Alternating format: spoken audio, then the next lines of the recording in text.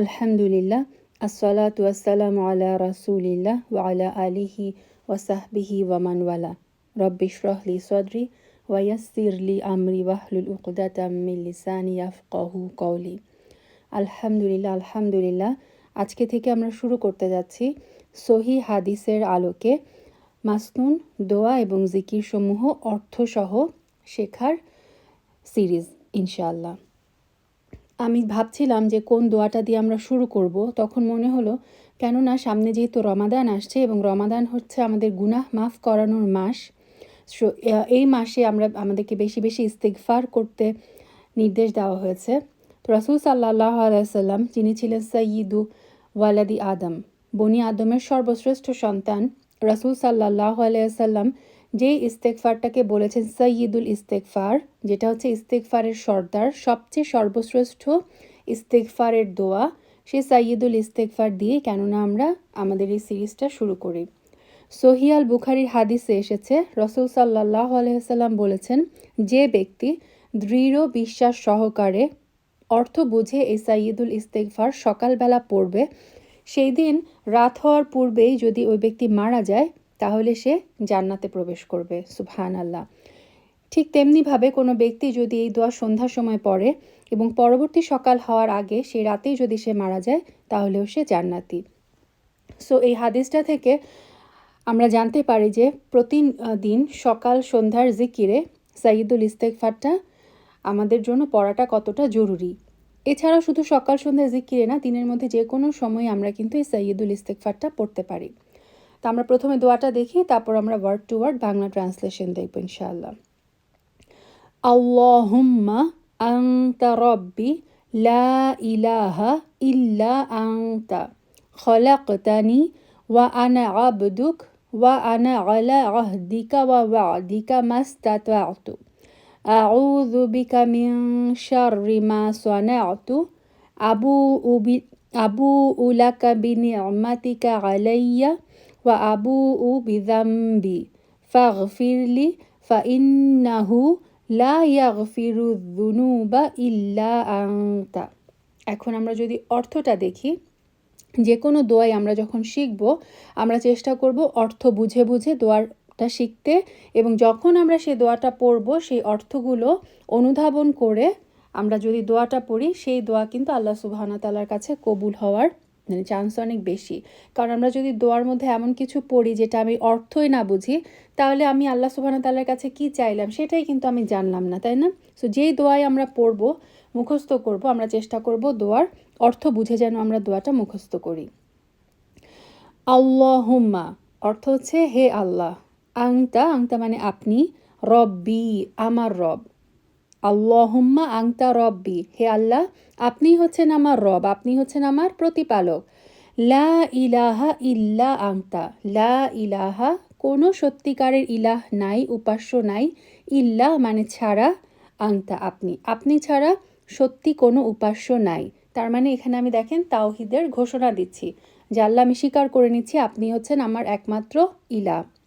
খলাকতানি, খলাকতা মানে আপনি সৃষ্টি করেছেন, নি আমাকে, খলাকতানি আপনি আমাকে সৃষ্টি করেছেন, তার মানে আপনি আমার রব। এখানে আমরা তাওহীদে রুবুবিয়াতে স্বীকৃতি দিচ্ছি। ওয়া আনা, ওয়া মানে এবং, আনা মানে আমি, ওয়া আনা এবং আমি, আবদুক আমি আপনার বান্দা, আমি আপনার দাস, আলা আহদিকা আপনার যে অঙ্গীকার, আপনার অঙ্গীকারের উপর, ওয়া ওয়াদিকা এবং আপনার যে প্রতিশ্রুতি, আপনার যে ওয়াদা সেটার উপরে, মাস্তাতাতু যতটুকু আমার সাধ্যে কুলায় ততটুকু আমি আপনার একজন বান্দা হিসেবে আপনার অঙ্গীকার এবং আপনার সাথে আমাদের যে প্রতিশ্রুতি সেটা আমার যতটুকু সম্ভব, যতটুকু আমার সাধ্যে কুলায়, আমার সাধ্য অনুযায়ী আমি সেটা পালন করার চেষ্টা করি। আউযু বিকা আমি আপনার নিকট আশ্রয় চাচ্ছি, মিন শাররি মিন মানে থেকে, শার মানে খারাপ, অনিষ্টতা থেকে, খারাপ থেকে আমি আপনার কাছে আশ্রয় চাচ্ছি, মা সানাতু যা আমি করেছি।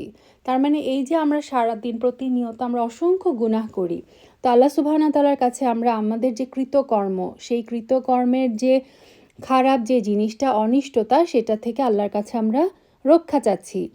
আবু উলাকা, আবু উ মানে হচ্ছে স্বীকার করা, লাকা আপনার কাছে, আমি আপনার কাছে স্বীকার করছি বিনিয়ামাতিকা আলাইয়া, নিয়ামত আপনি আমার উপরে যা যা নিয়ামত দিয়েছেন সব কিছু আমি স্বীকার করছি। সুবহানাল্লাহ। আল্লাহ সুবহানাহু ওয়া তাআলার নিয়ামত যদি আমরা গুনতে শুরু করি আমরা কিন্তু গুনে সেটা শেষ করতে পারবো না। এই সাইয়্যিদুল ইস্তেগফারে আমরা বলছি যে হে আমার রব, আমি স্বীকার করছি আপনার উপর, মানে আপনি আপনার সমস্ত নিয়ামত আমার উপর, আপনি যা যা নিয়ামত বর্ষণ করেছেন আমি সব কিছুর স্বীকার করছি। ওয়া আবু উ, ওয়া মানে এবং, আবু মানে আমি স্বীকার করছি, বিযামবি আমার গুনাহ। আমি জানি আমার মানে এই যে অপরাধগুলো আমি করছি প্রতিনিয়ত চেষ্টা থাকা সত্ত্বেও আমরা অনেক গুনাহ কিন্তু করে ফেলি। প্রত্যেক বনি আদমই গুনাহ করে। সো এই সাইয়্যিদুল ইস্তেগফারে আমি আমার গুনাহগুলোকে স্বীকার করছি। আমার রবের সামনে আমি স্বীকৃতি দিচ্ছি যে আমার রব, আমি জানি যে আমি গুনাহ করে ফেলেছি। ফাগফিরলি, অতএব, ফা মানে অতএব, ইগফির মানে ক্ষমা করে দিন, লি আমাকে, ফাগফিরলি অতএব আপনি আমাকে ক্ষমা করে দিন। ফা ইন্নাহু কেননা, ইন্নাহু নিশ্চয়, লা ইয়াগফিরু কেউ ক্ষমা করতে পারে না, যুনুবা গুনাহগুলোকে, ইল্লা আংতা আপনি ছাড়া। হে আমাদের রব, আপনি আমাকে ক্ষমা করে দিন, কেননা আপনি ছাড়া আমার এই গুনাহগুলোকে কেউ ক্ষমা করতে পারে না। সো এই সাইয়্যিদুল ইস্তেগফারের মধ্যে আমরা আল্লাহ সুবহানাহু ওয়া তাআলার তাওহীদের স্বীকৃতি দিচ্ছি। আমরা স্বীকার করছি যে আল্লাহ সুবহানাহু ওয়া তাআলা আমাদেরকে যে নিয়ামতগুলো আমাদের উপর বর্ষণ করেছেন সেই নিয়ামতগুলোকে স্বীকৃতি দিচ্ছি। আমরা আমাদের গুনাহগুলোকে আল্লাহর সামনে স্বীকৃতি দিচ্ছি যে আমি জানি আল্লাহ আমি অপরাধী, এবং এটাও স্বীকৃতি দিচ্ছি যে আল্লাহ সুবহানাহু ওয়া তাআলা ছাড়া কেউ আমার এই অপরাধ ক্ষমা করতে পারে না। আল্লাহ না চাইলে, আল্লাহ একমাত্র আল্লাহই পারে আমাকে আমার এই গুণগুলোকে ক্ষমা করে দিতে। তো এই অসাধারণ অসাধারণ ইস্তেগফারটা আমরা যেন প্রতিনিয়ত পড়তে পারি, প্রতিদিন সকাল সন্ধ্যার জিকিরের সময় এবং যে কোনো সময় আমরা যেন রাত্রির শেষ তৃতীয়াংশে আমরা যেন এই জিকিরটা পড়তে পারি, এবং আসন্ন রমাদান মাসে আমরা বেশি বেশি যেন এই সাইয়্যিদুল ইস্তেগফারটা বুঝে বুঝে একদম অন্তর থেকে বুঝে বুঝে আল্লাহ সুবহানাহু ওয়া তাআলার কাছে যেন আমরা এই সাইয়্যিদুল ইস্তেগফারের মাধ্যমে ক্ষমা চাইতে পারি। সুবহানাকা আল্লাহুম্মা বিহামদিক, আশহাদু আল্লা ইলাহা ইল্লা আনতা, আস্তাগফিরুকা ওয়া আতুবু ইলাইক।